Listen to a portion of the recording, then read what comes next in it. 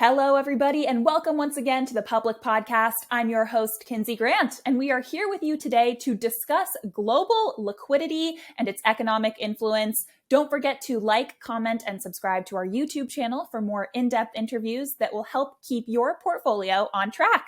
Today, I am so thrilled to welcome our guest, Michael Howell. He's the Managing Director at Crossborder Capital, and today we're going to discuss global liquidity. Michael, welcome to Public. How are you?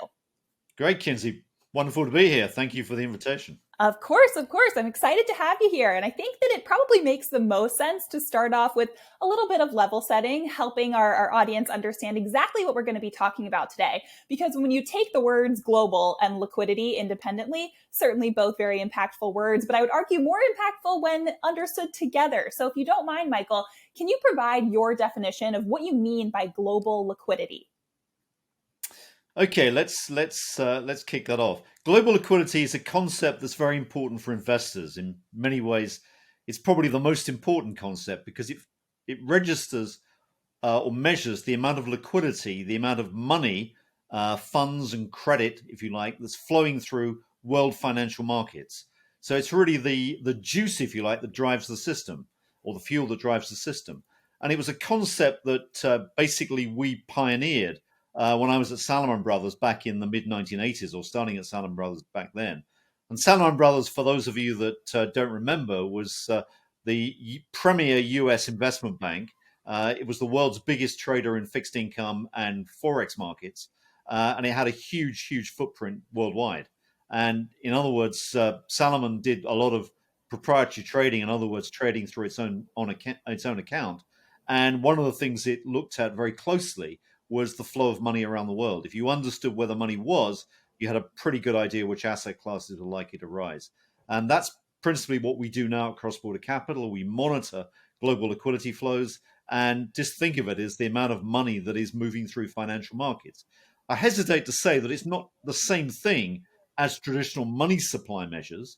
Those are the things that economists tend to look at, the sort of mnemonics M1, M2, M3, these type of things.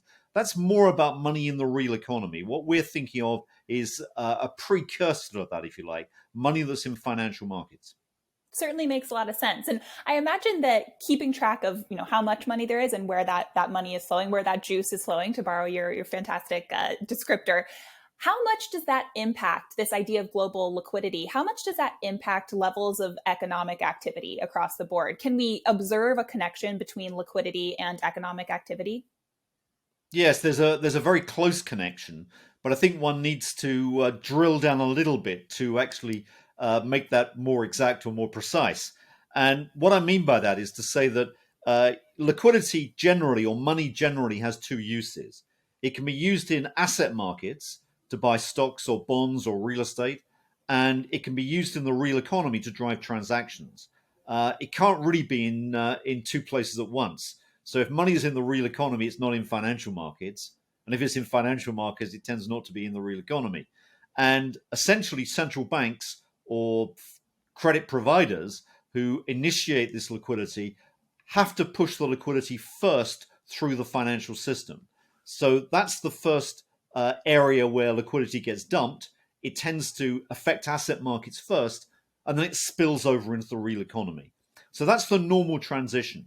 So what you tend to find is a paradox, which people often scratch their heads about, which is to say that strong economies don't always have strong financial markets, and weak economies don't always have weak financial markets. In actual fact, it's often the opposite. You tend to find that in the midst of a recession, financial markets are already moving up strongly. And the reason for that is that the appetite or the use of money in the real economy is diminished because of recession. And central banks are simultaneously pushing money into the system, but they've got to get it into the financial markets first. And hence asset prices tend to rise significantly. So that's the basic narrative. Now, there are nuances on that. And the nuance is a 5-letter word beginning with C and ending with A called China. And China tends not to have big financial market impacts directly, okay? These effects are indirect. And the reason for that is that the Chinese monetary system, which is huge and is dominated by the People's Bank, and the People's Bank, to put it in context, is the second most important central bank in the world, it operates mainly on driving the Chinese real economy. So its impact on Chinese financial markets tends to be less, but its impact on the real economy tends to be much, much more. And the reason for that is that the conduit in the Chinese system are the state-owned banks, and the People's Bank, the central bank in China, tends to control the state-owned banks, and then they direct lending into state-owned industries, and that tends to be a major driver of the economy. Because China's economic and industrial footprint is so large worldwide in an economic context, therefore that stimulus or impulse from the central bank tends to create huge ripple effects in the world economy. So think of it this way: the US Federal Reserve tends to have its main impact on financial markets. The Chinese central bank tends to have its main impact on the industrial economies worldwide. Yeah, it's certainly an important distinction and an important nuance to draw attention to. I'm curious about the other big players. To your point that the actions of the Chinese central bank and any sort of policy made by any economic decision makers or strategists in China might have ripple effects throughout the rest of the world. Knowing that we are talking here about global liquidity, who are some of the other big players in addition to the People's Bank and in addition to the Fed? Is there any other large entity that we should be paying attention to if we're trying to track global liquidity? Well, I think there are various subtleties in terms of understanding how we get credit creation or liquidity creation in the world, which I'll come back to. And that really depends on something called collateral, but that's another question. But what I first want to do is to sort of maybe dismiss the sort of more obvious central bank involvements. So if you think of other big central banks, the European Central Bank, the ECB, the Bank of Japan, and possibly the Bank of England, these are some of the other big players. Now, I think we can almost dismiss all three in terms of their impact, okay? Because they tend to follow the lead of the Federal Reserve more than anything else, okay? So the Federal Reserve is really calling the shots here. And the reason for that is in many cases, those countries will not want to allow their currencies to deviate significantly from the dollar in terms of policy. So let's just say that that the Fed is mainly calling the shots. If you go back 20, 25 years, the Bank of Japan was a much, much more important player than it is today. It's not to say that the Bank of Japan's impact is insignificant. It's not. But it's certainly not in the same size or realm as the Federal Reserve and the People's Bank of China. Similarly, if you look at the European Central Bank, it's big, but it tends to have more of a European influence, much less a global one, and it tends to, in many cases, follow what the Federal Reserve is doing. So if the Federal Reserve begins to ease monetary policy, and in fact, by the way, we think that is already underway, then you will see the European Central Bank follow. It's unlikely to be a leader. Now, one of the other things that I mentioned in that before that preamble about central banks was actually the collateral pool. And I think you've got to think about how liquidity is created or how global liquidity is created. And there are largely three inputs into that process, okay? One is what the central banks do, okay? So let's think of that as central bank QE, as it's now called, or balance sheet movements. The second one of those is looking at what people have generically thought of as the euro dollar market. So there's an offshore pool of cash. It's called euro dollar not because it's in Europe. It's basically a generic term that means offshore deposits. And those offshore deposits of currency can be used by credit providers as a further way of generating money without the central banks. It's, if you like, it's extra cash on the sidelines. And there's a third route which has become increasingly important since the global financial crisis, which is basically the pool of collateral worldwide. Now, that sounds a wonkish concept, so let me drill into that and explain what it means. Basically, prior to the global financial crisis, most lending or a large part of lending was done on trust. Okay, so Bank A would trust Bank B, and there would be an interbank market that was essentially uncollateralized. There is still uncollateralized lending going on, but it's been eclipsed by collateralized lending, secured lending. So if I lend to you, I want some security, and that could be an obvious, security like a mortgage on an apartment, or it could be a security like a US Treasury bond. And if you like lend me the Treasury bond as security, then I'm going to pay you cash. And that's how a lot of lending is done now in the international economy. And you largely have two forms of what is called pristine collateral in the world. The main one of those is the US Treasury bond or note, and the other form is Bunds, German Bunds. So those are the main forms of collateral.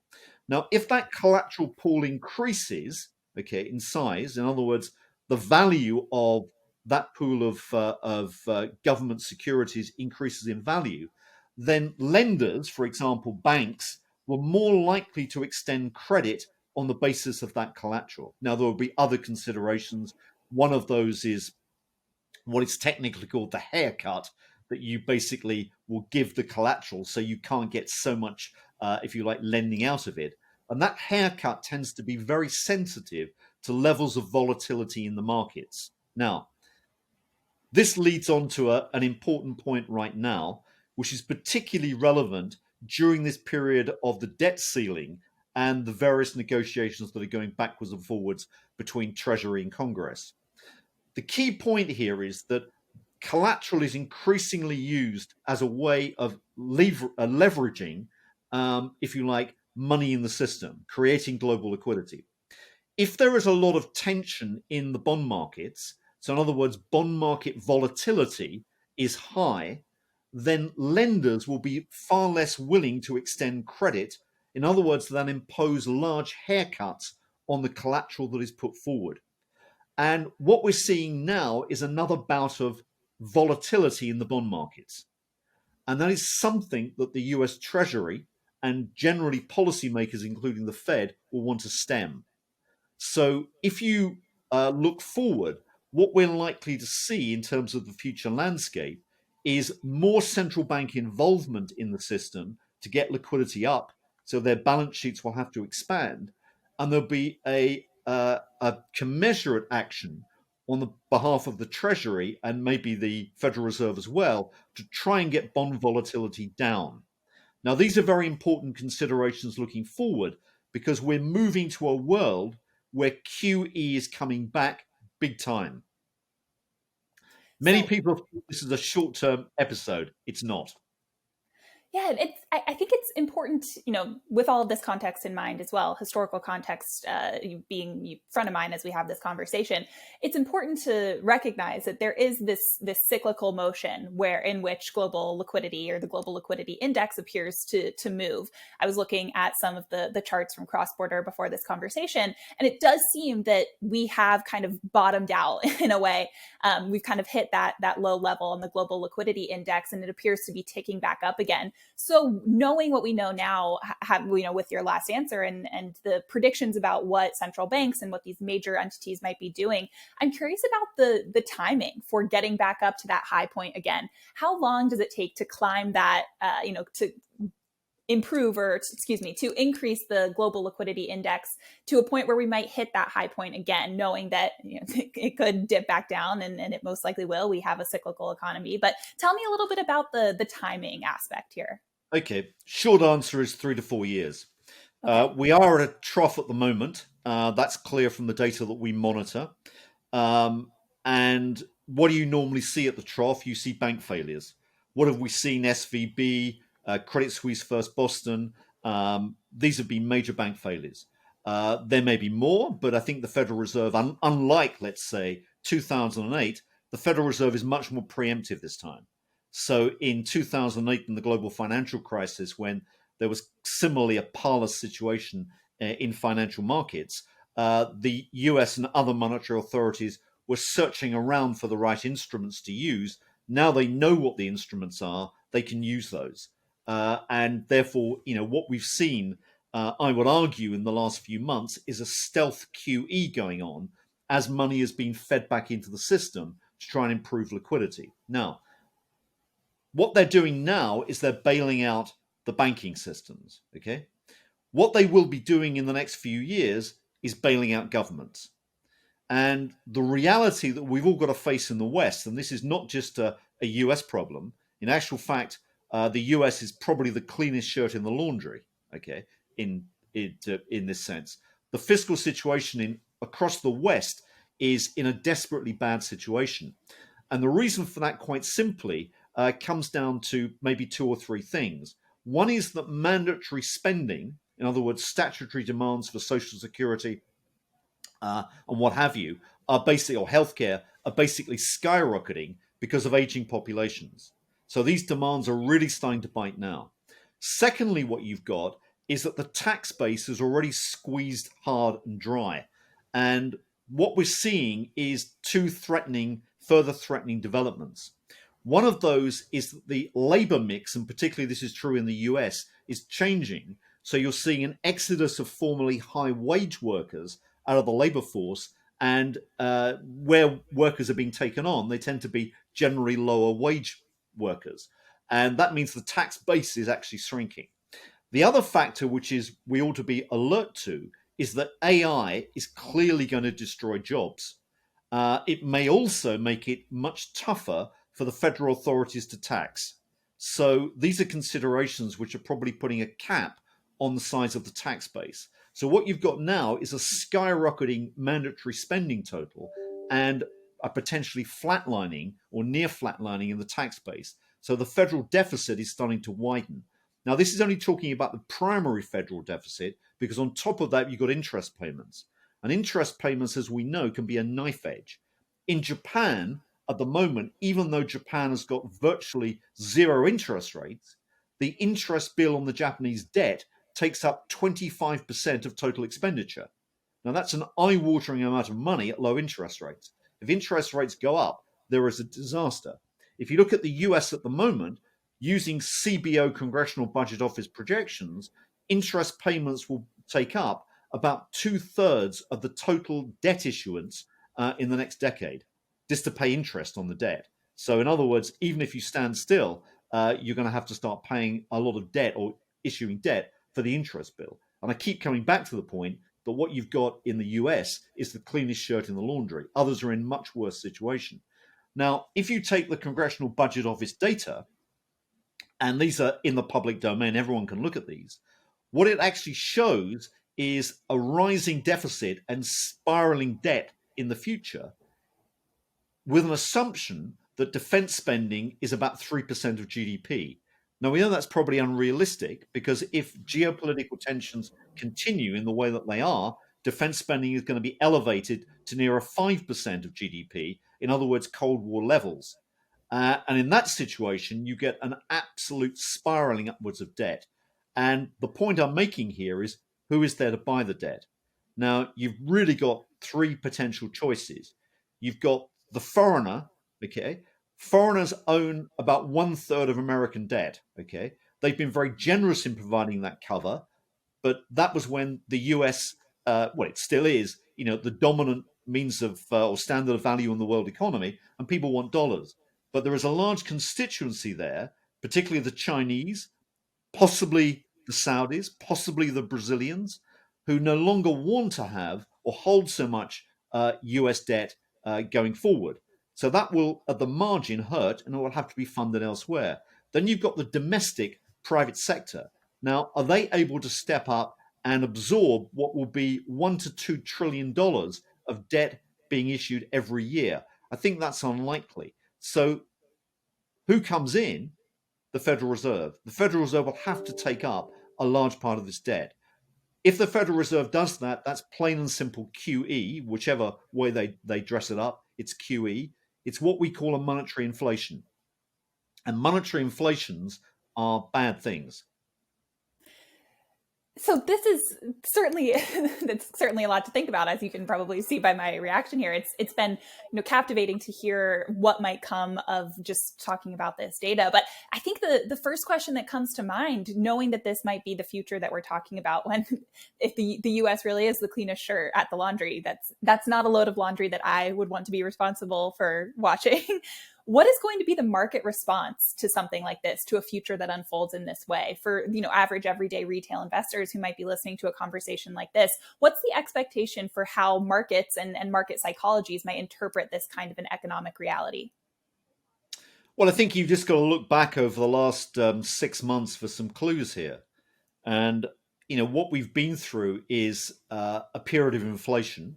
Okay, that inflation has actually had two elements in it. One has been a monetary inflation because of the Federal Reserve's previous QE policies. Okay, that's lifted monetary inflation. I'm not saying what they did could have been avoided. I don't think it could have been, but there's a monetary inflation which has caused prices to go up. On top of that, there's been a cost inflation because of the effects of higher oil prices have fed through and supply dislocations through COVID. So you've got these two factors, if you like, affecting high street prices. That has basically been an environment where fixed income markets have suffered. In other words, bond yields have gone up, bond prices have come down. Interestingly enough, what you've seen through this period is the price of gold has moved up, the price of crypto has moved up. And I think you can treat those as pretty decent long-term monetary hedges. They're not necessarily hedges against high street inflation, but they're very clearly hedges against monetary inflation. And monetary inflation is a large part of high street price inflation. So they're going to get you somewhere there. You've seen equities, particularly large companies, show that they can actually make money in a higher inflation environment because they have pricing power. So I think what you've got there is an array of different assets that may well serve well in the future, and that is equities and traditional monetary hedges. Fixed income does not do well. The dangers in the fixed income market are spotlighted by what is happening now and what has happened to the British gilt market in the last 6 months. And what you saw back in September, and your viewers may not recall this, but let me spell it out.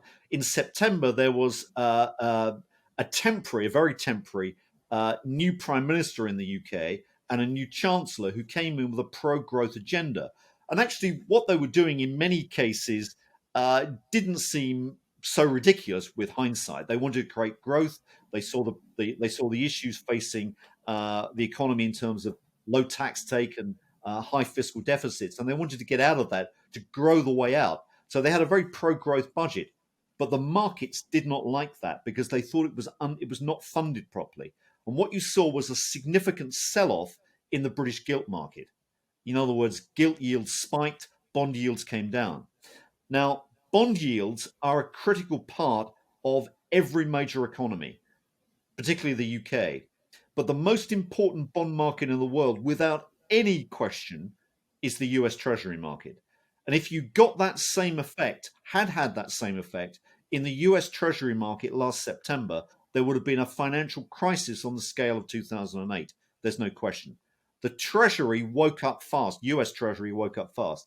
Listen to what Janet Yellen was saying at the time, how concerned she was about the integrity of the US Treasury market. And what have you seen happen since then? I would argue there's been a stealth QE by the Federal Reserve because they've allowed bank reserves to stop going down, to initially flatline, and since the SVB troubles, to actually start going up again. And one of the ways to measure liquidity in the system is to look at the level of bank reserves.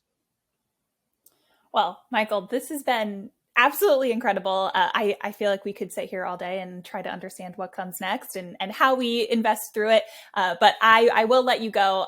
Thank you so much for joining me today and talking about global liquidity and all of its various impacts on the economy and on investors like you and me. So thank you so much, Michael. I really appreciate your time. Great, Kinsey. Great pleasure. Thank you.